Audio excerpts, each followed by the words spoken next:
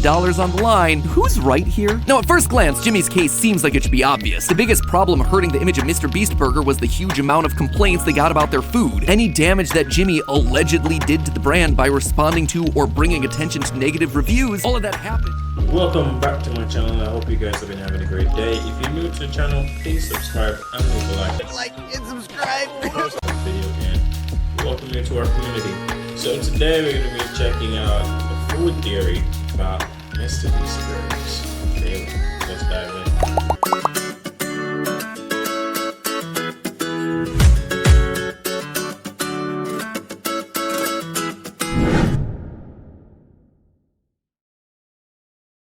Mr. Beast is suing himself. Kinda. You see, earlier this month, the news came out that Jimmy Beast, everyone's favorite AI-generated thumbnail face, was filing suit against his fast food brand, Mr. Beast Burger. Or, more accurately, the company responsible for managing that brand, Virtual Dining Concepts, VDC for short. Why would he do that? Well, as the lawsuit claims, it was the result of years of bad burgers battering his beastly beef brand. The quality of the food that was being produced by VDC's army of restaurants was inconsistent and in many cases dangerous, resulting in a rapid erosion of Mr. Beast's food brand. So how did VDC respond? By pulling out the Uno reverse card, counter-suing Mr. Beast for damage to their brand. Basically, they're saying that Mr. Beast's public statements about VDC actually caused significant damage to their bottom line. How much are we talking about here? Oh, you know, just a cool $100 million. How's that for a thumbnail? Last to leave the courtroom wins 9 figures. So who's right and who's wrong? The answer to that, my friends, is so much bigger than either of these two companies. Hello, Internet! Welcome to Food Theory, the show that dishes out the truth behind all your favorite brands. So back in 2020, Mr. Beast, ever the trend spotter, had this brilliant idea, partnering with ghost kitchens to quickly scale up a food brand with his name on it. Now that right there is already a lot to process, so let's just make sure we're all on the same page. Basically, a ghost kitchen is not Casper and his pals dishing up a load of baked ziti. It's a professional kitchen that works to make food for another brand. You know how ghostwriters are people whose job it is to write books in secret for someone else? Well, a ghost kitchen is basically that for food. It's a group of chefs working in a kitchen to cook up food for a restaurant that does not physically exist. The restaurant's name and menu appear on food delivery apps like Grubhub and DoorDash. People place their orders and then an existing kitchen somewhere out there in the world decides to cook it up. Sometimes those kitchens are, you know, actual kitchens in already established restaurants just looking to pick up a few extra tabs for extra business on the side. But oftentimes those ghost kitchens are working solely for the virtual brands in unusual places, in shipping containers, in parking lots, in places where you wouldn't expect your food to be coming from. It's weird, sure, but hey, food trucks are a thing. And on the surface, it seems to be a perfectly acceptable business model. Mr. Beast uses his reach to spotlight a menu of items he's approved, and then local chefs make it. That allows him to have hundreds of restaurant locations all over the country overnight, while giving extra work to chefs and other employees struggling to stay afloat. Jimmy is the marketing, Virtual Dining Concepts is the actual business making the food. On paper, it really should be a win-win-win, and financially, it certainly seemed to be, with Jimmy tweeting out in July of 2022 that Mr. Beast Burger had earned $100 million in revenue. But in reality, things aren't nearly so rosy. Ever since day one of Mr. Beast Burger's launch in 2020, there's been contention between Jimmy and Virtual Dining Concepts about burger quality control. Burgers coming out underdone, overcooked, underseasoned, with hair in them. Ooh. When you're relying on over 1,000 different kitchens with a vast range of ingredients and staff training at their disposal, the product is never gonna be the same. For example, compare Matt Stoney's video. Oh dude, look at all that beef, look at all that cheese. 4 smashed crispy beef patties. To what Eddie Burback got. This tastes like a cafeteria burger. I mean, the difference is obvious. This burger patty does not look like this burger patty. And this is something that's openly acknowledged by Jimmy's own team, as seen here in a clip of his manager Reed reacting to the opening of Mr. Beast Burger's physical location. I mean, this is the problem with delivery is, you know, we have 1,700 virtual locations, and depending on where you order from, the burger experience might be different because you're getting it from a different restaurant. You're getting it from a delivery service, which it's really hard to control. Is it gonna take 20 minutes? Is it gonna take 40 minutes? You don't know. And then sometimes you're really relying on what does the restaurant have left? Maybe they don't have that specific potato bun that's being used. Maybe they have something else. And so this was the first time people were getting a amazing hamburger actually delivered to them sitting at a restaurant for the first time. And the consistency of the product is just, it's different when you can own it and it's your restaurant. But this year, the quality control issue finally came to a head. In May of 2023, the original video promoting the launch of the brand was made private. And when someone asked if this was a sign that Mr. Beast Burger was done, Jimmy responded saying that the problem was that he couldn't guarantee the quality of the order. This is also something he repeated in July in a now deleted tweet when responding to a fan's complaint about their subpar Beast Burger. Quote, "Sadly, I can't get out of my deal with Beast Burger." He elaborated in a series of follow-ups about how the original intent of Beast Burger was to help restaurants make more money during the pandemic, but eventually it just became impossible to keep up quality working with restaurants that he doesn't own. When asked if this meant that he was retiring the brand, he said he would if he could, but the company he partnered with, VDC, wouldn't let him stop, even though it was terrible for his brand. He acknowledged that a younger him had just signed himself into a bad deal. Which leads us then to today, with Jimmy filing a lawsuit against VDC, claiming his contract with them should be null and void because they failed to uphold their part of the bargain. The kitchens under their management were sending out food that was, according to some of the fans who ordered it, revolting, disgusting, inedible, and likely the worst burger they ever had, which, you know, is saying a lot when Burger King's Barbie Burger is a product that exists. Looks like it's been slathered in Pepto-Bismol. But here's where things really get spicy. VDC responded with a lawsuit of their own. According to them, yeah, Jimmy was right. Mr. Beast Burger's reputation was destroyed, but it wasn't by them delivering mistaken orders, it was rather by Jimmy himself airing the dirty laundry publicly, retweeting and elevating the relatively few instances of people's dissatisfaction with the food, publicly complaining about not being able to get out of his contract. They claim that he was engaging in a cash grab, trying to bully the company for his own monetary gain. And the damage done to their business, not just Mr. Beast Burger, but Virtual Dining Concepts' complete brand of ghost kitchens, totaled over $100 million. So with lawsuits flying around in both directions, and potentially hundreds of millions of dollars on the line, who's right here? Now, at first glance, Jimmy's case seems like it should be obvious. The biggest problem hurting the image of Mr. Beast Burger was the huge amount of complaints they got about their food. Any damage that Jimmy allegedly did to the brand by responding to or bringing attention to negative reviews, all of that happened only because VDC failed to uphold their end of the bargain. You know, actually making safe, high-quality food. If there was no bad food, you would have no bad tweets, right? Except there's likely a number of angles that VDC will attack that premise from. The first would be the relative scale of the complaints. That in the food world, there's always going to be negative reviews of a product, and that Mr. Beast, in responding to a small handful of them, made a mountain out of a molehill, overblowing a quality control issue that, relative to the volume of orders being placed, wasn't nearly as bad as it seemed. The second angle they'll likely be arguing was that it was never their job to provide consistent food. It was only their job to provide food that had the Mr. Beast name on it. That one's a little bit weird, we'll get to it. So let's take a big old bite and chew on some of the issues that are brought forth by this legal battle, shall we? And remember, I'm not a lawyer. This is not legal advice. This is just me nerding out about the future of how food gets distributed. First, to address the idea that Mr. Beast overly fixated on the few bad reviews that Mr. Beast Burger received versus the mountain of orders that VDC fulfilled, we need to understand the average number of complaints and health violations a typical restaurant receives. A study by the National Restaurant Association found that about 7% of restaurants had critical violations, which are the most serious type of infraction for a food service provider. Critical violations are things that would include anything causing an immediate health problem for customers or employees. Stuff like cross-contamination of bacteria, raw meat being stored at improper temperatures, sewage backups, and a lack of running water to wash your hands. So how does Mr. Beast Burger compare? Well, we can't really know, but we can estimate and compare with other very similar service providers. We know for a fact that Virtual Dining Concepts has delivered. Yeah, I bet it would definitely be harder for them to narrow down those numbers because it's virtual locations. So every kitchen would be different. Every kitchen would be at a different standard. So yeah, it's definitely hard to pinpoint.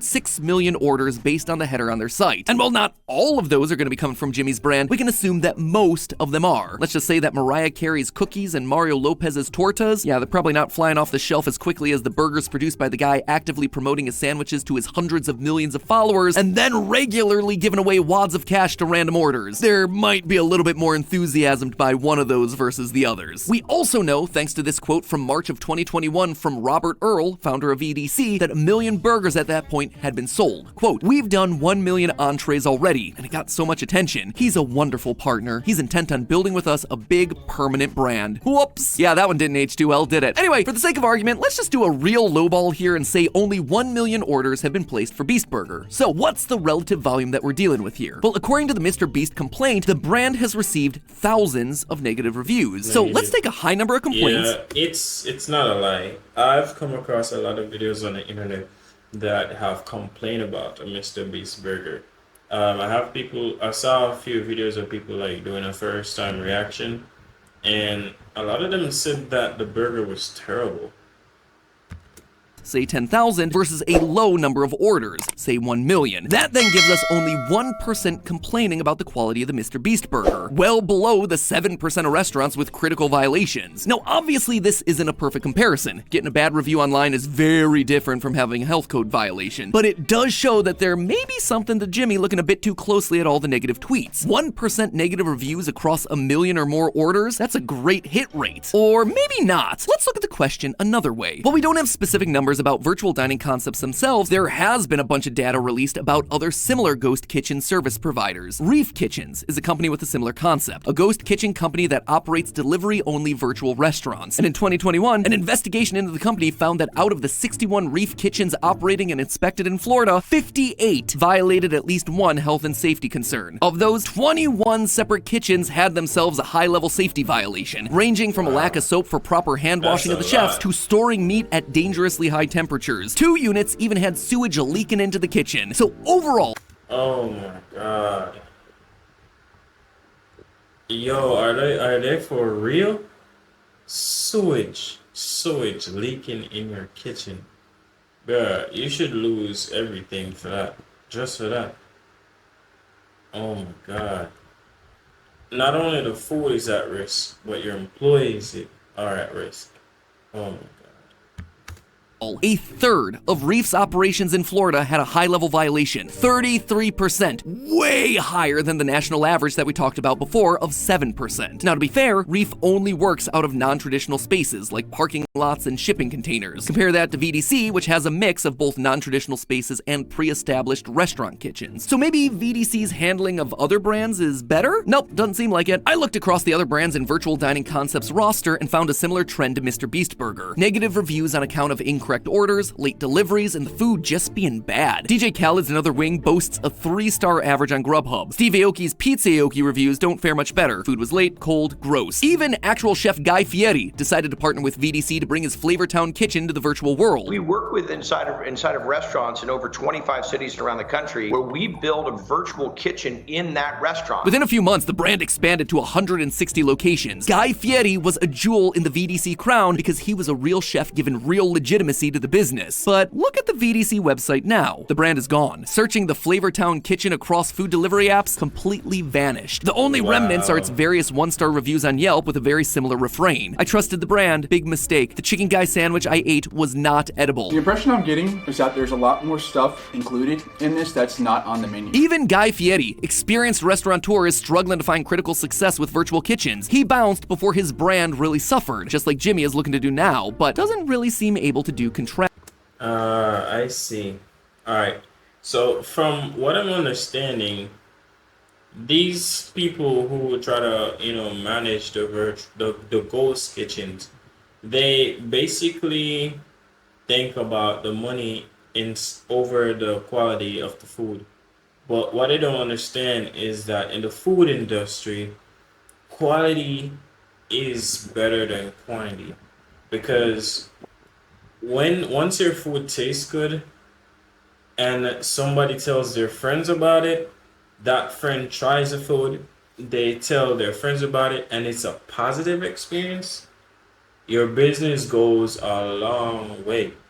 But if it's a negative review, it's gonna have that snowball effect, because even it will, alright, so a positive feedback will give you more potential customers versus the negative feedback that could potentially cause a snowball effect where someone just goes off the opinion of somebody who had a negative experience. So you know what, they said, no, I'm not going to take the risk of trying their food, but hey, if it's a positive experience, they'll say, you know what, let's try this place that I heard about.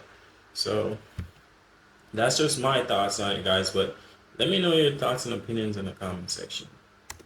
Actually. So really, it seems like Jimmy is in the right. He and many others have had their brands actively co-opted and weakened by these ghost kitchens operating irresponsibly. But unlike many other celebrities, doesn't seem like he's able to extract himself from the contract. So let's just talk about those contracts for a second, shall we? Because that actually brings up the second major issue with the case. case. Obviously, quality control is a huge problem, not just with VDC, but for the entire ghost kitchen industry. When you have a decentralized model and don't actively own any of the restaurants yourself, there's no real accountability there. If you're working in a Buca di Beppo, but you occasionally get a delivery order to Guy Fieri's Flavortown Kitchen, if that order sucks, it's not really coming back to you. There's no true way to hold you, so the worker at Buca di Beppo, accountable. It's not your primary job after all. The health of the actual main business is always gonna have to come first. And let's be honest, it's not like you were trained to do the menu items correctly anyway. Heck, probably didn't even have the right ingredients to make that item. You're just doing your best to replicate that one dish from that one fake menu amongst the hundreds of restaurants that may be operating out of your kitchen. I found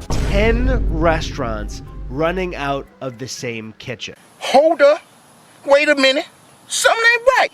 Does that sound like a lot of kitchens to you? Because if it doesn't, I lied. There are 44 restaurants on Uber Eats that all share this one address. So overall, there's not really a high likelihood of you getting that item right, nor is there much incentive to put in any extra effort. That is why these orders keep failing so hard. But then why isn't VDC themselves holding these restaurants accountable? Well, contractually, they might not. Yeah, that I'm glad he asked that question, because that question has been banging my mind. Have to. Now, while I wasn't able to get a hold of a contract for virtual dining concepts, I was able to find one for a similar company, Virtual Dining Brands. And let me just say, the services they promise to provide are pretty simple, to say the least. Here's the contract language they have in there. Quote, virtual dining is a business engaged in the development, promotion, advertisement, and sale of restaurant-prepared food through delivery application. For the purposes set forth, licensed products shall include mutually approved menu items for app-based delivery. That's it. No quality control, no minimum standard, no consistent recipe, just did we get food items branded with your name onto some Uber Eats menus? And if VDC's contract reads anything like that one, technically by the letter of the contract, they've done their job for Mr. Beast. Now, that seems insane, but that's also one potential danger of licensing out your brand. When a public figure licenses out their name or their likeness, you're basically given permission to another company to represent you out in the marketplace. They're using your intellectual property to produce or sell something. The nice thing about that is it's a quick way to scale up. Classic example of this in the YouTube space is with merch. Very few YouTubers are actively doing their own merch in-house. Instead, they're licensing their logos and catchphrases out to third parties in order to do that for them. That allows YouTubers to offer merch quickly without having to buy a bunch of equipment for themselves. It also lowers the overall financial risk for them because they're not having to hire a bunch of new employees to manage those workflows. And hey, you'll probably wind up with a better product than if you did it yourself anyway, because presumably you're working with people who know that space. Case in point, our new Theoryware, which just launched. There's some amazing products in the mix, like this incredible waterproof jacket with adjustable Velcro sleeves, this awesome vegan leather purple jacket, or this crisp white button down with subtle circuit patterns around the neck. I couldn't have done any of that on my own. Instead, we partnered with people who know how to make quality clothing. Their background is, believe it or not, in cutting-edge street fashion. And their expertise, plus our ideas, led to a really awesome collaboration and a slate of new products that you can buy right now while supplies last via the link that you see on screen. However, the downside if you enter into a relationship like this is that if that provider winds up being shady, you're the one having to clean up the mess. If your licensing contract isn't strict or specific enough and you're not keeping a close eye on the people who are using your brand, it's not them who are suffering, it's ultimately you that's left holding the bag. And I'm not talking about a cool bag like our new radioactive backpack available at theoryware.com. That's why restaurants like Yo, this guy is a master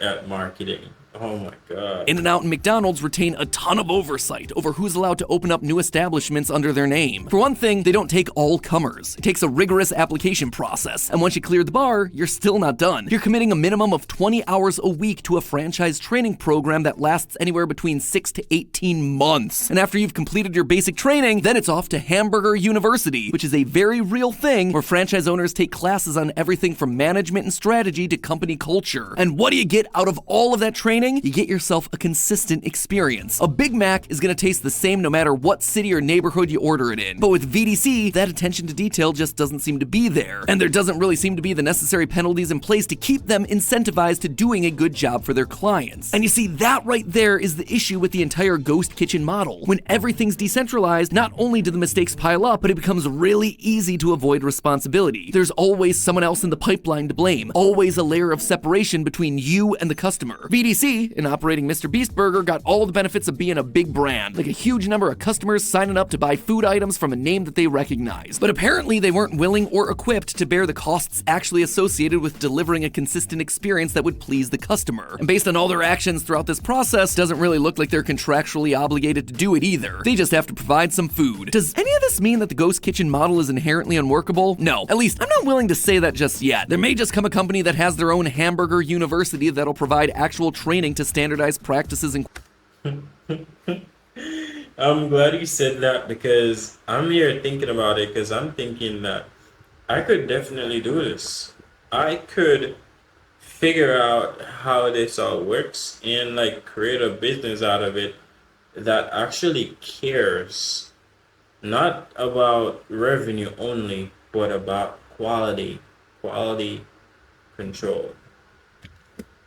Quality, as well as give a clear line of accountability. It may just wind up being that the companies that manage and run the logistics of virtual kitchens also have to supply their own ingredients. But what does all of this mean for Mr. Beast now? Honestly, if I were to guess, I expect VDC to actually be able to keep the Beast brand for at least one more year. That ghost kitchen contract I mentioned earlier was for a 3-year license, and I expect the VDC one to look pretty darn similar. I also suspect that they'll try really hard to hold on to Jimmy. Looking at the roster of their current clients, Jimmy is one of the only ones still on the site, making me think that the options there are limited, and without Guy Fieri, Jimmy is really the only jewel still left in their crown. To be honest though, I hope I'm wrong about this theory. I normally try to stay neutral with these sorts of episodes, but in this case, I gotta admit, I really feel bad for Jimmy in this sort of situation because I know how it sucks to have someone do a poor job with your brand, to trust someone to do their job, and then them to just utterly botch it, and how one bad contract can ultimately have ripple effects that affect your business for years. It sucks. But whatever the solution, one thing is clear. Right now, the food for VDC seems to be secondary to the business. And even though business may be booming, when the food gets neglected, everything implodes. I guess that's what happens when you're on the bleeding edge. The bleeding, unsanitary, probably shouldn't be eating that edge. But hey, next time you do order from a virtual restaurant, or a real restaurant, make sure you keep that receipt for today's sponsor, Fetch. Alright guys, so that's the end of the video, and like he said, I feel it for Mr. Beast all the same, because getting your brand tarnished, I hope he comes out of this smiling even if he doesn't get everything that he wants. You know, as a chef, I definitely understand the importance of quality food, you know, quality control, how the business works, and I hate to see that companies are out there just focusing on revenue and just neglecting the customer, and you know, it's just really disheartening because it's food. It's something that if you put in your body, it's one of the most important things in anyone's life. But hey guys, leave your thoughts and opinions in the comment section. Curious to hear it. If you're new to the channel, please subscribe and leave a like on the video, and we welcome you to our community. I'll see you guys in the next